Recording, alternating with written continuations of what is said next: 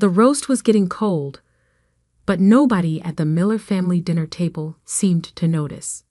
They were too busy dissecting my latest failure. A bank teller, Michael? Really?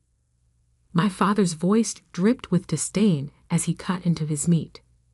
4 years at Stanford Business School to become a bank teller. I took another sip of wine, letting the expensive Bordeaux, which I'd brought but nobody had acknowledged, roll across my tongue. At 32, I'd learned that silence was often the best response to these Sunday dinner interrogations. Your brother's making partner at his law firm, Mom chimed in, right on cue. And your sister just closed that huge real estate deal in Miami.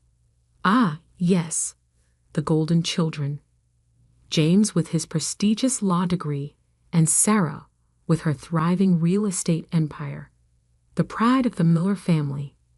It's actually personal banking advisor, I corrected quietly, knowing it wouldn't matter. Dad's fork clattered against his plate. Oh, excuse me, personal banking advisor, like that's any better. He leaned forward, his face flushing with familiar disappointment. Do you know what people say? Their faces when they ask what my Stanford graduate son is doing with his life. I did know. I knew exactly what people said, especially the board members of First Atlantic Bank, the institution where I worked as a supposedly humble advisor. The same board members who had no idea that I actually owned 71% of the bank through a complex web of holding companies and investment vehicles. Robert, maybe we should, Mom started, but Dad was on a roll. You're nothing but a disappointment, he sneered, jabbing his fork in my direction. All that potential wasted. We spent a fortune on your education. And for what? I thought about the document sitting in my office downtown. The loan application my parents had submitted to save their struggling manufacturing business. The same application that would cross my desk tomorrow morning, though they had no idea I controlled the bank's major lending decisions. I'm doing fine, Dad, I said softly. Fine. He barked out a laugh. You call this fine? Living in that tiny apartment, driving that 10-year-old car, working as a glorified clerk. The tiny apartment was actually a penthouse I owned through a shell corporation. The old car was deliberately chosen to maintain my cover. But they didn't need to know that. Not yet. At least James and Sarah had ambition, Mom added, shaking her head. They wanted to make something of themselves. I smiled, remembering the meeting I'd had last week with the partners of Wilson and Gray, the law firm where James was supposedly about to make partner. I'd acquired the firm 6 months ago, another quiet addition to my growing financial empire. The partners had been quite clear that my brother was actually nowhere near partnership track. You know what your problem is? Dad continued, warming to his favorite subject, my failures. You never think big picture. Never take risks. Always playing it safe with your little banking job. If he only knew, the little banking job was just the tip of the iceberg. Over the past decade, I'd built a financial services empire worth billions, all while maintaining the facade of a modest banking career. First Atlantic was just one of 17 banks I controlled across the country, along with investment firms, real estate companies, and yes, one prestigious law firm. Maybe you're right, I said, standing up. The weight of the moment, knowing what tomorrow would bring, made it hard to maintain my usual passive expression. Where are you going? Mom demanded. We're not finished with dinner. I think we are. I picked up my coat. Thanks for the lovely evening. Running away again, Dad scoffed. Just like always. You're nothing but a disappointment. Yes, I heard you the first dozen times. I paused at the door, looking back at my family. You might want to keep your phone handy tomorrow. I hear banks can be pretty strict about loan applications these days. The confusion on their faces almost made me smile. Almost. Later that night, in my real office, the one that occupied the top floor of a downtown high-rise, I reviewed their loan application one final time. The business was in worse shape than they'd admitted. Without this loan, the company my father had spent 30 years building would collapse within months. My phone buzzed. James calling, right on schedule. Little brother, he started, his voice artificially cheerful. You left to dinner rather abruptly. Did I miss another recitation of your great legal victories? I asked mildly, signing off on a different acquisition. This one worth $300 million. Don't be like that. Dad's just concerned about you. We all are. Living so? Modestly. I thought about the document I'd received that morning, showing that James had been quietly borrowing money from the firm to cover his gambling debts, the same firm I now owned. Your concern is touching, I replied. How's the partnership coming along? A pause. It's progressing. These things take time. Indeed they do. I smiled at the irony. Say, didn't you handle some work for First Atlantic Bank a few years ago? Another pause, longer this time. Yes. Why? Just curious. Give my best to Mom and Dad. Tomorrow should be interesting. I hung up before he could respond, turning back to the loan application. With a single signature, I could save or destroy my family's legacy. The question was, after years of their constant criticism and dismissal, did I want to? The sun was setting over the city skyline as I made my decision. Tomorrow would change everything, for better or worse. The carefully constructed facade I'd maintained for a decade would finally crack. I picked up my phone and sent a text to Janet, my real executive assistant. Execute Protocol Omega. It's time. Her response was immediate. All set for tomorrow, sir. The documents are prepared. I walked to the window, watching the city lights blink to life one by one. In 12 hours, my family would learn the truth about their disappointment of a son. The bank teller who secretly controlled their financial fate. The irony would be spectacular. Monday morning dawned bright and clear. I arrived at First Atlantic's headquarters early, watching from my private elevator as employees filed into the building. None of them knew that the quiet personal banking advisor on the third floor was actually their boss. At precisely 9:00 a.m., Janet activated Protocol Omega. Every major executive at First Atlantic received an email announcing an emergency board meeting. Simultaneously, my family's loan application was escalated to priority status. My phone buzzed. Dad calling. Right on schedule. Michael? The bank just called about our loan application. They want us to come in immediately. I could hear the tension in his voice. The manufacturing company was his life's work, and its survival hinged on this loan. Really? I kept my voice neutral. That seems unusually fast. They said something about special instructions from the owner. Do you know anything about this? I'm just a bank teller, remember? I couldn't resist the small dig, but I'll see you when you get here. An hour later, I watched through my office's one-way glass as my parents were escorted into the building. They looked smaller somehow, more vulnerable than during last night's dinner. Mom was clutching her handbag like a shield. Dad's shoulders, usually squared with confidence, were tight with anxiety. They're here, Janet announced through the intercom, along with Mr. James Miller and Miss Sarah Miller. Ah, they'd called in the successful siblings for support. Perfect. Have them wait in the main conference room, I instructed. Make sure the board members are there first. I gave them 20 minutes to stew. Through the security feeds, I watched my family interact with First Atlantic's top executives. Dad was trying to maintain his usual authoritative demeanor, but I could see the nervous tapping of his fingers.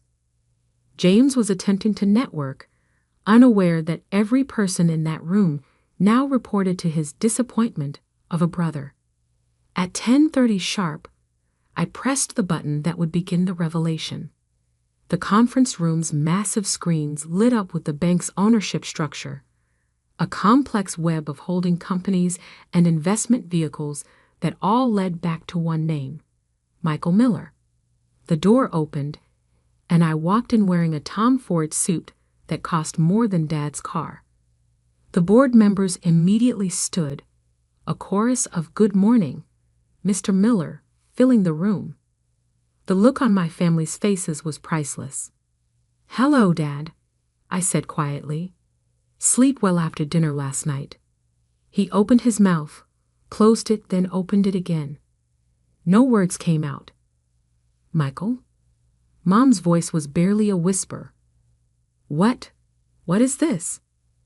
"This," I gestured around the magnificent conference room, "is my bank. One of 17, actually, but who's counting?" James had gone pale, likely remembering all the legal work he'd done for First Atlantic. Work that had crossed my desk without him knowing. "That's impossible." Sarah finally found her voice. "You're a bank teller." "Personal banking advisor," I corrected with a smile. "It's a useful cover when you want to build something without family interference." I sat at the head of the table, enjoying the stunned silence. "Now, about that loan application." Dad's face was flushing, but whether with anger or embarrassment, I couldn't tell. "All this time?"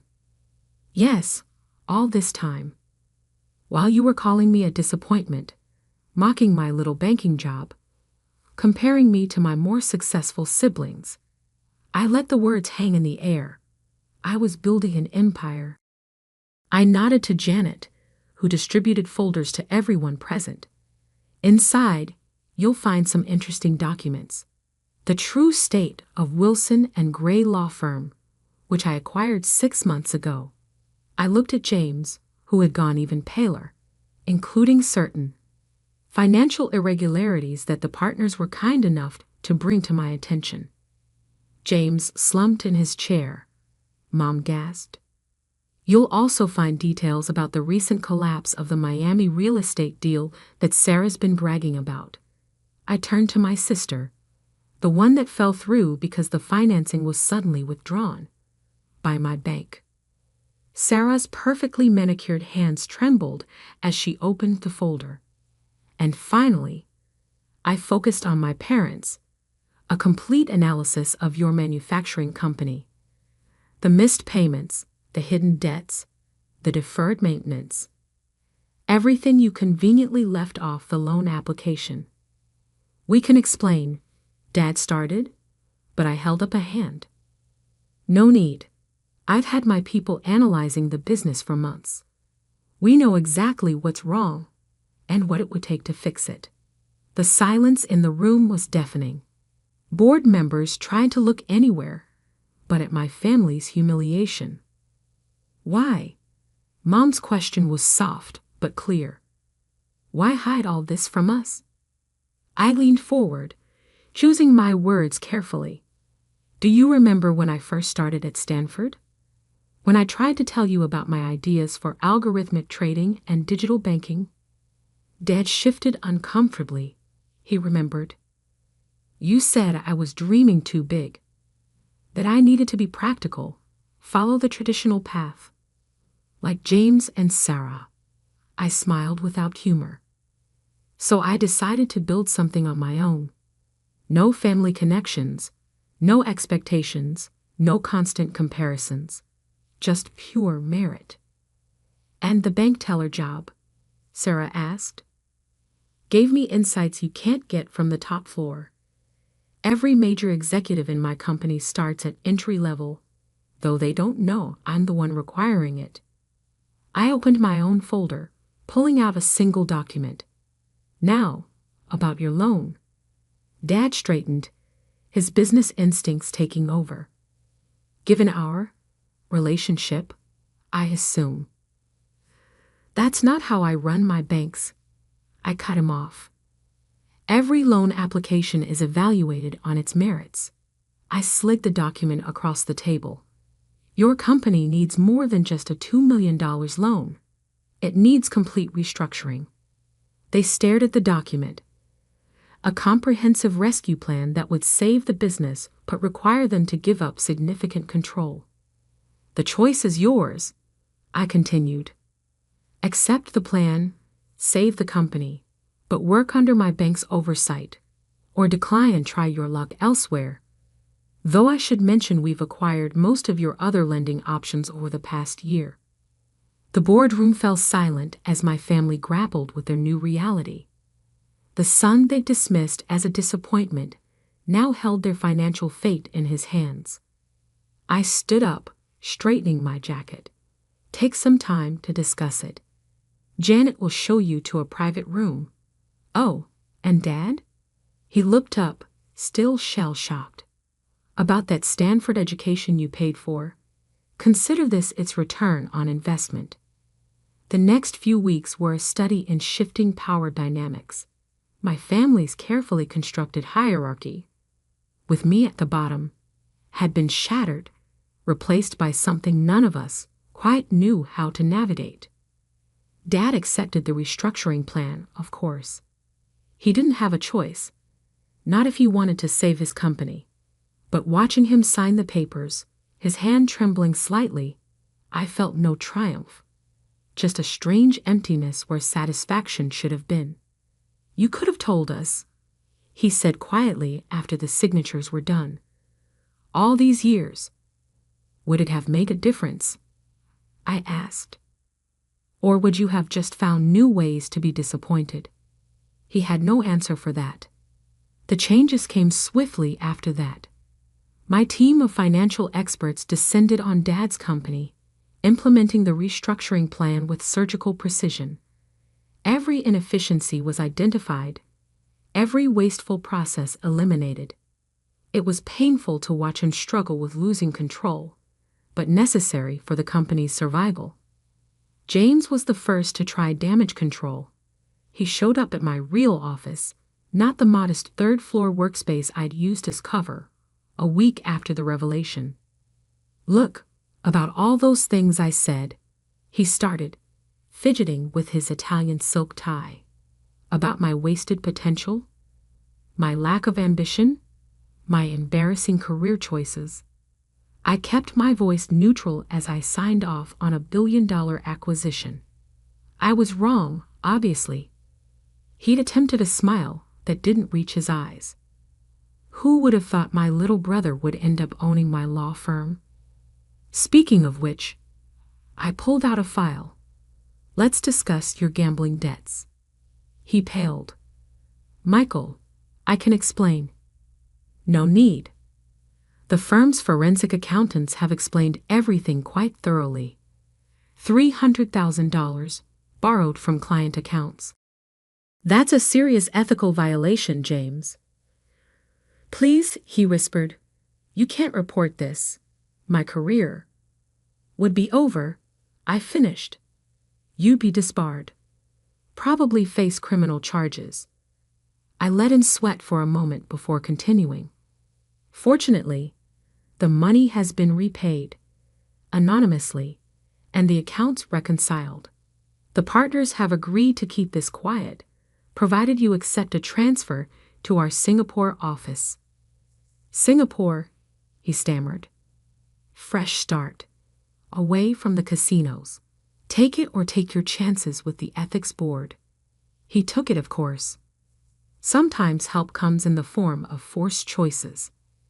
Sarah was next, arriving in a storm of designer perfume and wounded pride. You deliberately sabotaged my deal, she accused, pacing my office. No, I protected my bank from a high-risk investment. I corrected. The Miami market is overvalued, and your numbers didn't add up. Any competent banker would have made the same decision. But I'm your sister. Exactly why I had to be extra careful about any appearance of favoritism. I met her gaze steadily. You want to be taken seriously in real estate. Build something real, not just a house of cards propped up by family connections. She left angry, but returned a week later with a solid proposal for a mixed-use development. I had my team review it thoroughly. No special treatment, and when it proved viable, approved the funding. Sometimes tough love is the best investment. Mom was the hardest to deal with. She showed up at my penthouse one evening, taking in the spectacular view with tears in her eyes. All those times I worried about you, she said softly. Wondering if you'd ever make something of yourself, if you'd ever live up to your potential. And all along, I was exceeding it, I replied, just not in the way you expected. Why the deception? Why let us think you were struggling? I poured us both a glass of wine, the same Bordeaux they'd ignored at that last family dinner. Remember when I was 10, and I won the state math championship? She nodded. Instead of celebrating, you and Dad immediately started talking about which competitions I should enter next, which achievements would look best for college applications. Every success just created pressure for the next one. We wanted you to excel, she protested. No, you wanted me to excel your way, on your terms, following your path. I sipped my wine. So I chose to build something away from all that pressure. Something that would succeed or fail based solely on its own merits. And now that we know, now we learn to be a family without the constant measuring and comparing, without the need to prove anything. The changes in our family dynamics came slowly, but steadily. Dad's company, under professional management, began to thrive. He gradually learned to be proud of its success without needing to control every decision. James found unexpected fulfillment in Singapore, away from his old enablers and the pressure of living up to his own hype. He even met someone, a corporate lawyer who helped him face his gambling addiction. Sarah's development project succeeded on its own merits, teaching her the satisfaction of earning success rather than manipulating connections. She started mentoring young women in real estate, sharing lessons learned the hard way. Mom struggled the longest with our new reality, but eventually found her way to a different kind of maternal pride, one based on acceptance rather than expectations. As for me, I stepped out of the shadows, taking a more public role in my companies. The story of the secret banking empire made headlines for a while, but the media eventually moved on to newer sensations. 6 months after that fateful loan meeting, we had another Sunday dinner. Not at my parents' house this time, but at my penthouse. The conversation was different. Less comparison, more connection. Less judgment, more understanding. I have to ask, Dad said as we finished dessert, do you ever regret it? The years of hiding your success. I thought about it, looking around at my family. James, relaxed and healthy after months of therapy. Sarah, discussing her latest project with genuine passion rather than bragging. Mom, finally learning to listen instead of evaluate. No, I said finally. We all needed to learn some hard lessons. About success, about family, about what really matters. And what really matters? Mom asked softly. Not the size of your bank account or the impressiveness of your title, I replied, but the integrity of your work and the authenticity of your relationships. Later that night, After everyone had left, I stood at my window looking out over the city. My phone buzzed with a text from Dad. "Thank you for saving my company, and for teaching me what real success looks like." I smiled, thinking about the long journey from disappointment to this moment.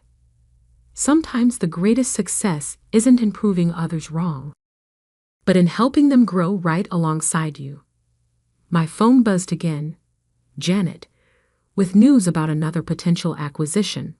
Tomorrow, I'd go back to building my empire, but tonight, I savored something rarer. A family finally learning to see each other clearly, without the distorting lens of expectations. Sometimes the best revenge isn't revenge at all. It's the wisdom to know when to stop keeping score and start building bridges, even if those bridges are built with billion-dollar banks.